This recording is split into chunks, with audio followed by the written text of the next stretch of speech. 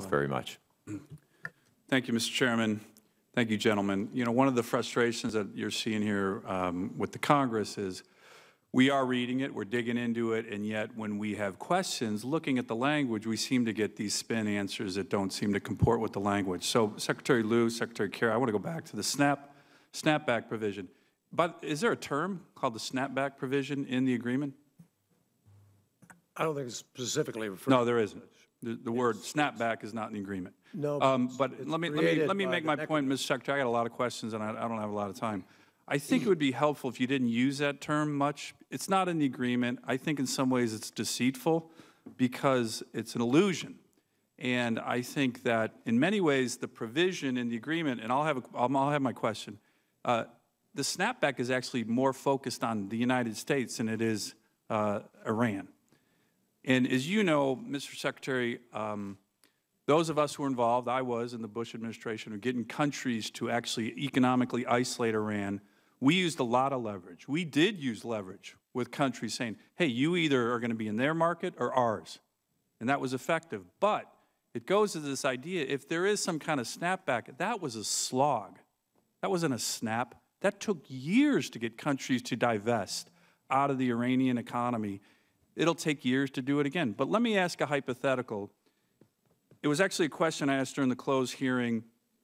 A number of senators, Republicans and Democrats, were not satisfied with the answer, and it focuses a little bit on what Senator Ayotte said.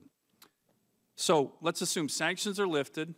We get the whatever, 60 billion. The Iranians are looking for 120 billion of additional investment, so that's on top of what we would have in terms of whether it's 59 or 60. No violations of the agreement. The economy's humming along. There's an act of terrorism. By the way, the sanctions that are lifted are Annex 2, which is essentially all our bullets. This is a lot of American power, including the unilateral sanctions that you mentioned, Secretary Lew, on the financial system. An act of terrorism happens. It's big. They kill more American troops. They blow up a consulate. It's likely, I think it's likely, that they're going to do that in the next 10 years. The Congress is upset. The new president is upset.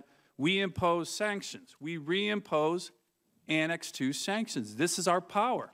And Mr. Secretary, Secretary Lew, I'm glad that you've talked about how this is power. We do have a lot of unilateral power with regard to sanctions. So then Iran cites paragraph 26 of the agreement, and I'm going to read it. It says Iran will treat such a reintroduction or reimposition of sanctions as grounds to cease performing its commitments. Deal's over. They're cranking. Their economy's cranking. We just sanction them for terrorism with these sanctions, and they can walk. They can legally walk from this agreement. So let me ask you this. If we ever impose so-called snapback sanctions, isn't the deal over?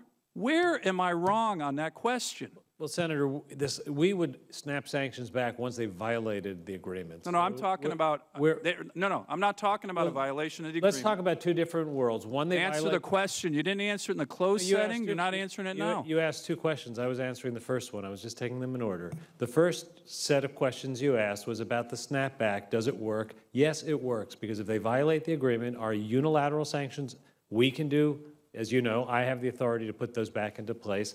The UN sanctions were structured so they will go back into place. And they can walk. No, that's if they violate the nuclear agreement. Scenario one is they violate the nuclear agreement. Scenario two, they blow up some facility, they take an act of terrorism, they do something non-nuclear. We have the right to put these kinds of measures in place. They are not nuclear sanctions at that point. They are terrorism sanctions at that point. Iran has stated that it will treat such reintroduction, reimposition of the sanctions in Annex 2, specified in Annex 2, as grounds to cease performing its commitments. How am I not reading that correctly? Annex 2 lists the nuclear sanctions I know it's that are being Annex removed. 2. It's huge. Right. The Senator's time is expired. And I'm happy to pursue this in greater detail. It's an important issue, but we have not given away our ability to put these kinds of measures in place for non-nuclear purposes, provided they comply with the nuclear agreement. If they don't live with the nuclear agreement, they go back in for violation of the nuclear agreement. I think the Iranians have a different view. Senator Lee.